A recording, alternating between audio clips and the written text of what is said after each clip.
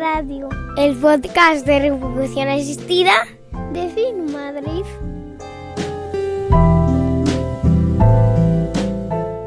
Hola, bienvenidas, bienvenidos a FinMadrid Radio, el podcast sobre reproducción asistida de FinMadrid. Soy José Luis Gómez Palomares, ginecólogo, y me podéis encontrar en Twitter como @jlgomezp. Voy a hablar hoy del diagnóstico genético preimplantacional, pero no del screening genético preimplantacional, que últimamente creo yo que los americanos empiezan a hablar del test genético preimplantacional sin más. El screening genético, cuando hablamos de screening genético, pues hablamos de valorar si los embriones de una pareja que normalmente acude a hacer una fecundación in vitro, pues tienen lo que llamamos aneuploidías, si tienen los cromosomas bien, si tienen todos los cromosomas, los 46 cromosomas que tiene que tener cada embrión. La causa más frecuente por la que un embrión no implanta o por la que se produce un aborto es esa alteración en el número de cromosomas, o alteraciones cromosómicas, aneuploidías, alteraciones en el número de los cromosomas. No vamos a hablar de ese tema, yo creo que es el futuro, el screening genético preimplantacional, el seleccionar embriones antes de transferirlos para poder estar seguros que genéticamente, aunque morfológicamente estén muy bonitos los embriones, pues que también genéticamente, cromosómicamente hablando, lo estén. Vamos a hablar de una pareja que tienen un riesgo de que sus hijos padezcan una enfermedad genética, ¿no? Y en muchos de estos casos, en algunos de estos casos, se puede recurrir al diagnóstico genético preimplantacional, es decir, a seleccionar embriones que no sean enfermos para esa patología, ¿vale? Imaginemos, por ejemplo, una fibrosis quística, una pareja donde los dos miembros de la pareja pues son portadores de una mutación para la fibrosis quística. Recordemos que 1 de cada 25 sujetos caucásicos, más o menos, va a ser portador de esta mutación y que es la enfermedad recesiva más frecuente en el ser humano. La enfermedad recesiva, la enfermedad recesiva más frecuente en el ser humano es la fibrosis quística.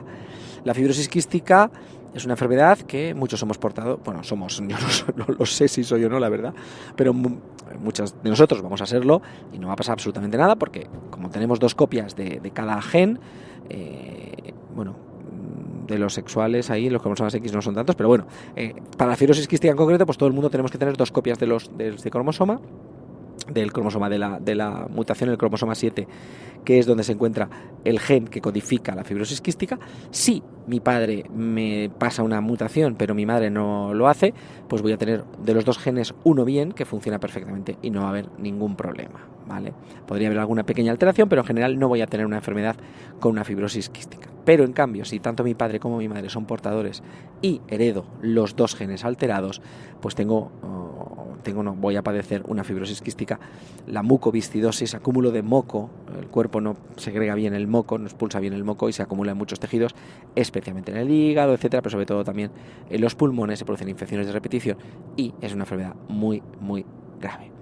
En este caso, imaginando este caso, pues podemos, si tenemos el test hecho y los padres son portadores, pues podríamos seleccionar embriones, porque por las leyes de Mendel, 1 de cada 4 embriones va a ser portador de la enfermedad, 1 va a ser sano y 2 van a ser portadores. Entonces podríamos hacer el estudio y seleccionar pues embriones que sean o portadores o sanos, pero no enfermos, ¿vale?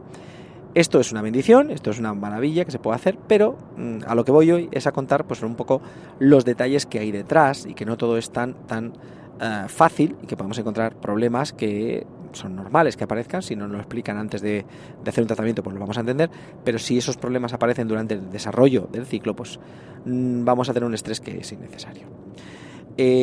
La idea es que el diagnóstico genético pues no es infalible, es decir, puede fracasar, puede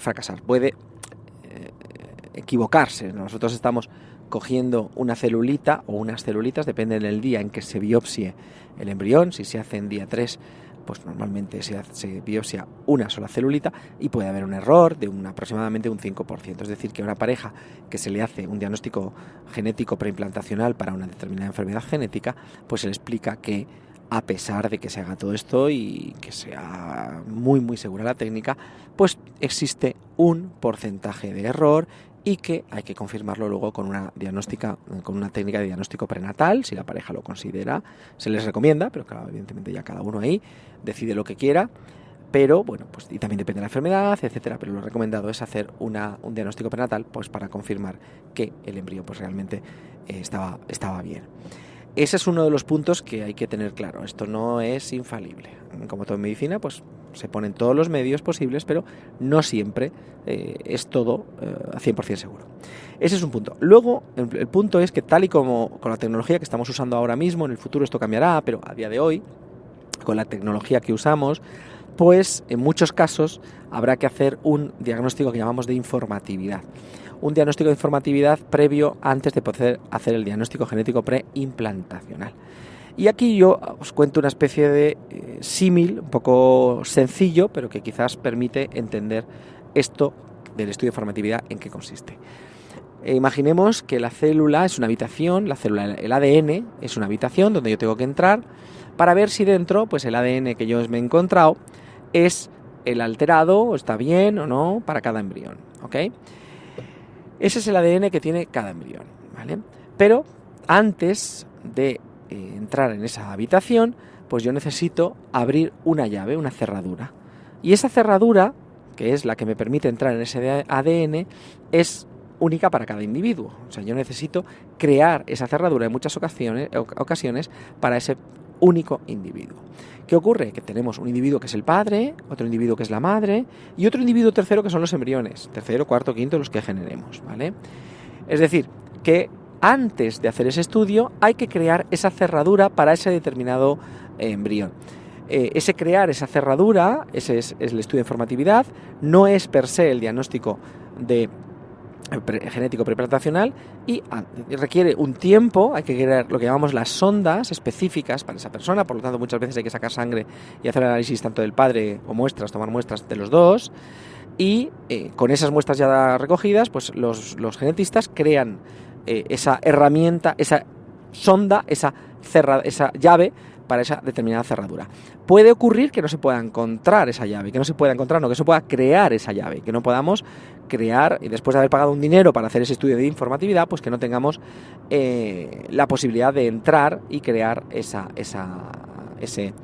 cerradura y decirle a la pareja, lo siento, pero ustedes con su configuración del ADN, los embriones que podríamos generar, pues no podemos encontrar esa manera de entrar en su ADN, con lo cual, pues bueno, puede ocurrir estos problemas. Ese es un punto. Otro punto, luego ya se hace el DGP, por lo tanto, que no es tan sencillo. Hay enfermedades, por ejemplo, otro punto importante es que no son de manifestación precoz y la Ley Española de Reproducción Humana Asistida dice que el diagnóstico genético se hará para enfermedades de manifestación precoz. Las enfermedades de manifestación tardía o determinadas enfermedades que no son típico que se haga un diagnóstico genético preimplantacional puede necesitarse un permiso especial de la Comisión Nacional de Reproducción Humana Asistida. Es decir, no todo pareja que entra en un centro pidiendo un diagnóstico genético preimplantacional, pues se le va a hacer de forma automática. Puede ser que haya que pedir un permiso a las autoridades competentes en este tema para poder realizar, para su caso en concreto, el diagnóstico genético preimplantacional. Ese es un punto. Y otro punto importante del diagnóstico genético preimplantacional es que a veces ocurre que hay embriones no informativos, que llaman los genetistas.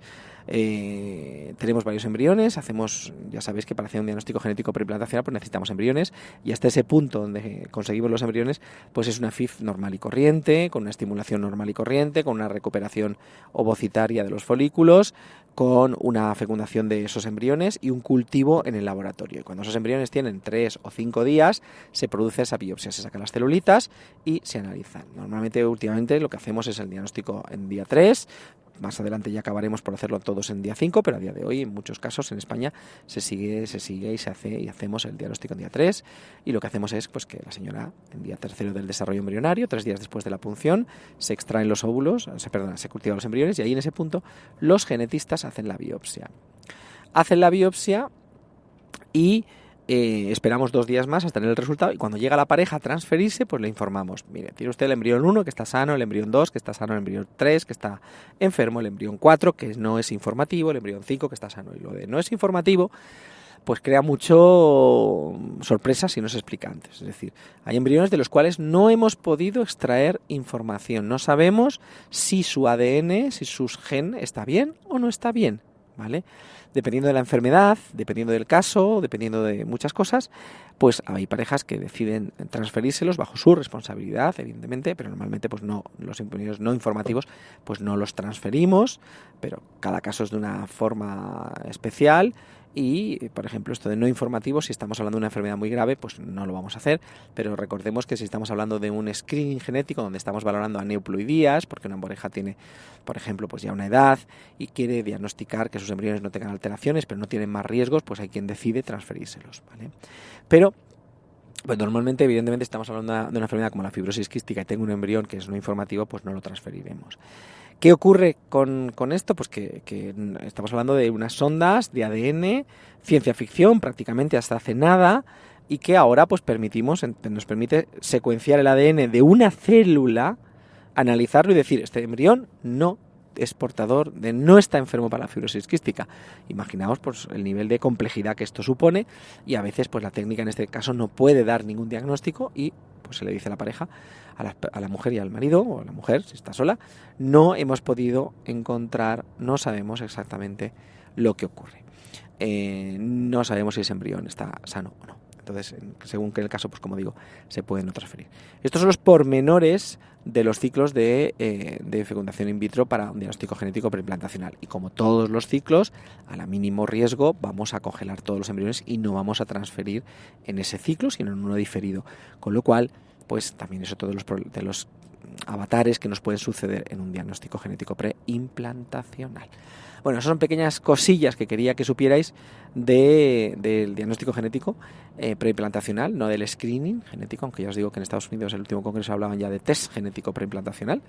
Y bueno, era lo que quería compartir con vosotras y con vosotros hoy. Un saludo y hasta el próximo programa. Chao, chao.